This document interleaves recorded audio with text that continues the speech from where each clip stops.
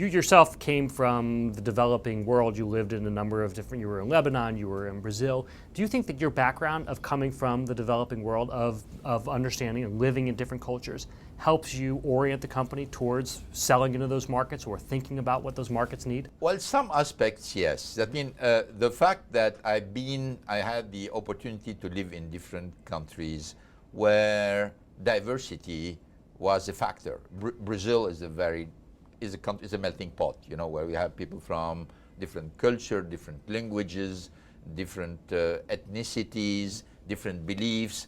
And then I lived in Lebanon, where you have people of different religions, different also belief. All of these put me very young in places where I learned to deal with people who are very different, with different beliefs, different cultures.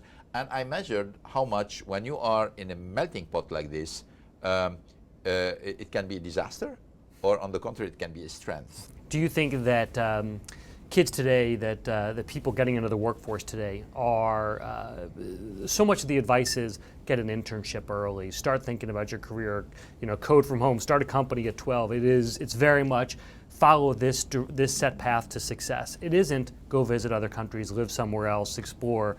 Do you think that's a mistake? Do you need to have that kind of diversity of experience? They have an advice to give to young people. That's what, anyway, I give to my own children, is, you know, embrace diversity. I mean, it's your world.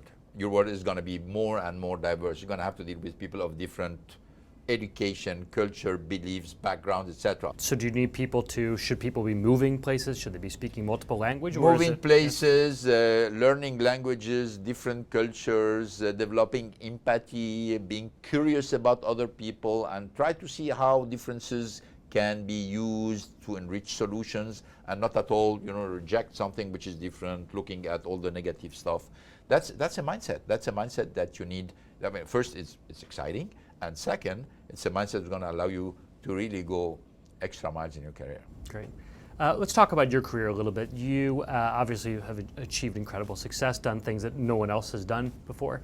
But when you were starting out, there was a point where you were a 27-year-old manager running a huge factory, and you had to win over the support of the staff. Can you talk a little bit about how you did it? What kind of lessons you got from having to get people older than you listening to you and younger people following you? First, being very open, get to know a lot of people, understand what are the challenges, and start to work immediately on the challenges that the people have already identified as being crucial.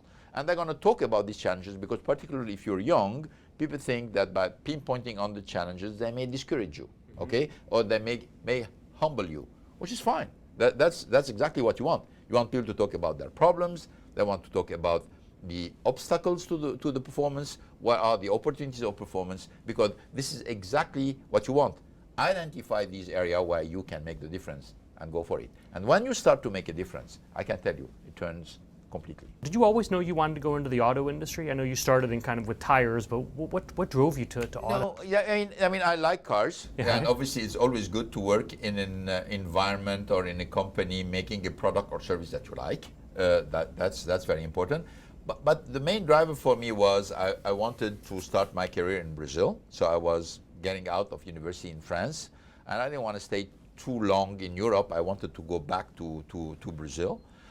So when the opportunity came through my first company, Michelin, that had a project developing in Brazil, well, I said, oh, this is not too far from the industry I like and the product I like, the car industry. And at the same time, they promised that you would be going to Brazil very quick.